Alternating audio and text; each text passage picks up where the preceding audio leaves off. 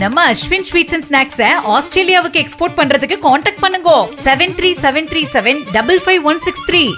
மக்கள் ஒரு ஆட்சி மாற்ற வேண்டும் என்று அளித்திருக்கிற இந்த தீர்ப்பை ஏற்க மறுத்துத்தான் இதுபோன்ற குதிரை பேரம், கழுதை பேரம் போன்றவற்றில் எல்லாம் ஈடுபட்டு கொண்டிருக்கிறார்கள்.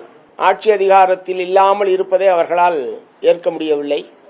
ஆகவே எப்படியாவது இந்த ஆட்சியை கவிழ்க்க வேண்டும், தாங்கள் எப்படியாவது மீண்டும் ஆட்சிக்கு வர வேண்டும் என்கிற முறையில் தான் இத்தகைய முயற்சிகள் நடைபெற்றிருப்பதாக தெரிகிறது. விரும்பி கட்சி மாறுவது வேறு, ஆனால் கோடிக்கணக்கில் விலை பேசி ஒருவரை வாங்குவதை நிச்சயமாக ஏற்றுக்கொள்ள முடியாது என மார்க்சிஸ்ட் கம்யூனிஸ்ட் கட்சி மாநில செயலாளர் சண்முகம் தெரிவித்திருக்கிறார்.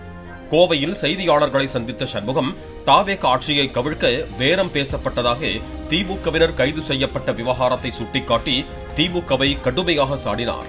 விரைவில் ஆட்சி மாறும் என மு.க. ஸ்டாலின் பேசியதன் பின்னணி தற்போதுதான் புரிகிறது எனவும் அவர் விமர்சித்தார். மக்கள் ஒரு ஆட்சி மாற்ற வேண்டும் என்று அளித்திருக்கிற இந்த தீர்ப்பை ஏற்க மறுத்துத்தான் இதுபோன்ற குதிரை பேரம், கழுதை பேரம் போன்றவற்றில் எல்லாம் ஈடுபட்டு கொண்டிருக்கிறார்கள். இந்த ஒரு ஆட்சி அதிகாரத்தில் இருந்து வெளியேற்றப்பட்ட திமுக ஆட்சி அதிகாரத்தில் இல்லாமல் இருப்பதை அவர்களால் ஏற்க முடியவில்லை. ஆகவே எப்படியாவது இந்த ஆட்சியை கவிழ்க்க வேண்டும், தாங்கள் எப்படியாவது மீண்டும் ஆட்சிக்கு வர வேண்டும் என்கிற முறையில் தான் இத்தகைய முயற்சிகள் நடைபெற்றிருப்பதாக தெரிகிறது.